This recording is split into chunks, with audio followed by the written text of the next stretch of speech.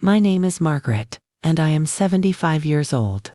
When I look back at my life, I see a story filled with love, hardship, and resilience. Before cancer entered my world, I lived a quiet but meaningful life in a small town in Ohio. Each morning, I woke up with the sun. My first ritual was to step into my garden, watering the roses and sunflowers that stood tall in the warm light. My late husband, God bless his soul, used to say, "Margaret, flowers keep your spirit young."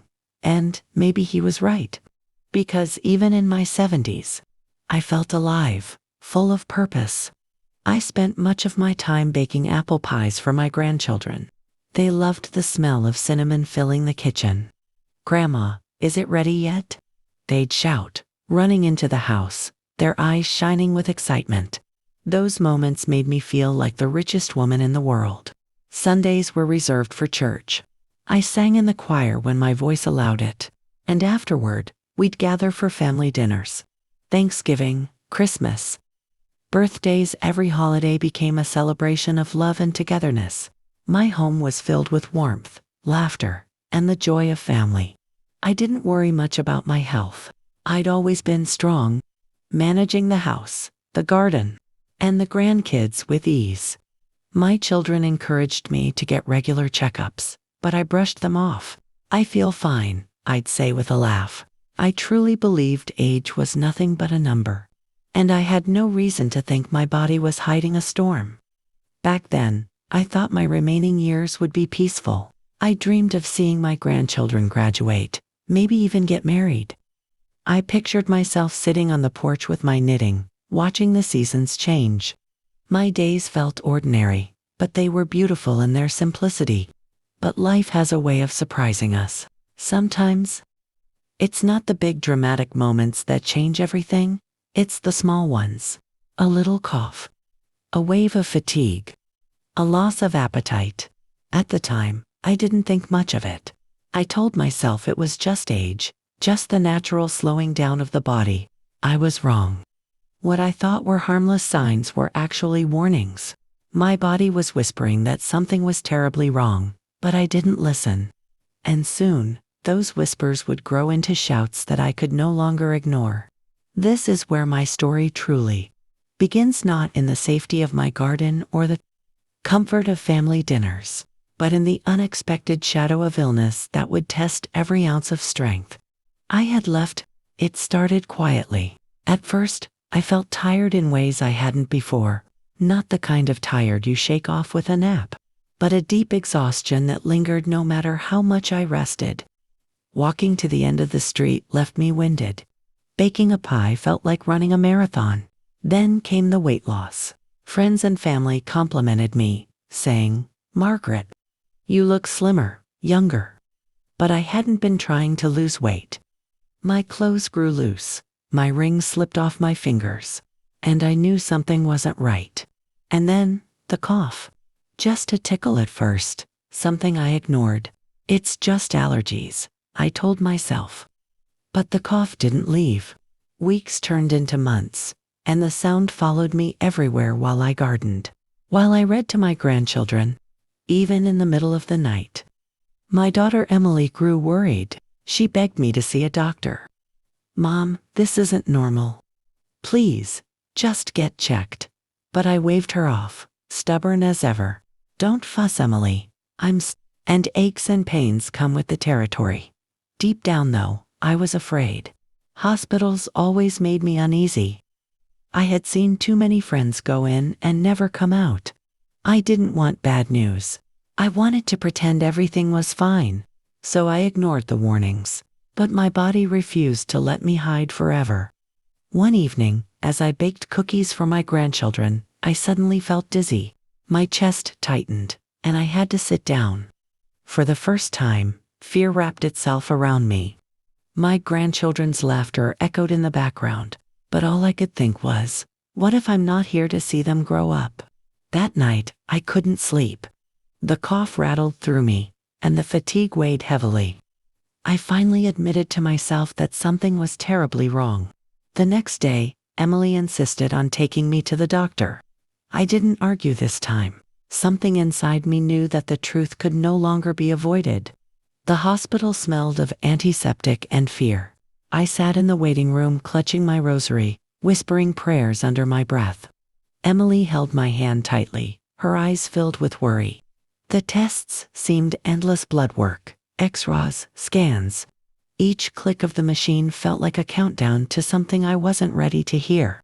Finally, the doctor entered the room, his expression grave. "Margaret," he began softly, "the results show. It's cancer." The word echoed in my ears. Cancer. I felt like the air had been sucked out of the room. At 75, I thought my life was winding down gently, not crashing into a storm. Tears blurred my vision. I whispered, "Why me?" Emily broke down beside me, and I could see the weight of fear on her shoulders. "We'll fight this, Mom," she said firmly, but her voice trembled. The doctor explained treatment options: chemotherapy, radiation, maybe surgery. His words swirled around me, but I could barely process them. All I heard was pain, weakness, uncertainty. That night, back home, I sat in my rocking chair, staring at the wall. The laughter of my grandchildren seemed like a distant memory. I wondered if I'd live to see another Thanksgiving, another Christmas. For the first time in my life, I felt truly helpless. It was the darkest moment I had ever faced. Chemo began the following week. Nothing could have prepared me for it. The nausea was relentless. My energy disappeared. My once rosy cheeks turned pale. Within weeks, my hair began to fall out. Each strand that came away in my hand felt like a piece of myself slipping away. Food lost its flavor. Even my beloved apple pie tasted like ashes in my mouth. Nights were the worst. I lay awake, my body aching, my mind tormented with fear. Bills piled up. The financial strain added to the emotional toll. My children never complained, but I could see the exhaustion in their eyes. Guilt consumed me. At one point, I whispered to Emily, "Maybe I should stop. Maybe it's my time." She held me tightly, her tears soaking my shoulder. "No, Mom, you can't give up. We need you." The struggle was brutal, but somewhere deep inside, a spark of hope still flickered. One evening, as I sat weak and weary, my youngest granddaughter climbed onto my lap. She looked into my tired eyes and said, "Grandma, please don't go. I still need you to tell me stories." Her words pierced my heart. In that moment, I realized I wasn't just fighting for myself. I was fighting for her, for all of them. I decided to change my mindset. I prayed every morning. I smiled through the pain. I followed my doctor's advice with discipline. Emily helped me eat healthier, meditate, and find peace in small things. I stopped seeing myself as a victim. I saw myself as a fighter. That decision changed everything. Progress was slow, but it came. I began journaling each small victory. Today I walked to the mailbox. Today I laughed with my grandchildren. These milestones became my strength. I ate better, drank more water, and took short walks. My church community surrounded me with love. Friends brought flowers and cards, reminding me I wasn't alone. There were setbacks: days I couldn't move, nights I couldn't sleep, but each time I fell, I stood up again. Slowly, I felt life returning to me. My hair began to grow back. My appetite returned, and one Sunday, I baked my apple pie again. The smell of cinnamon filled the house, and my family cried tears of joy. Recovery wasn't just healing my body, it was healing my spirit. After months of treatment, the day came for my final test results. I sat in the hospital, Emily beside me, my hands trembling. The doctor walked in with a smile. "Margaret," he said, "you're cancer-free." Tears streamed down my face. My children hugged me tightly. At 75, against all odds, I had survived. Today, I sit in my garden once again, watering my roses in the morning sun. But everything feels brighter now. Every hug, every laugh, every meal tastes sweeter. My message to you is simple. Never give up. No matter your age, No matter how dark the night seems, there is always hope. Surround yourself with love, take care of your health, and above all, keep fighting. Because if I can beat cancer so can you.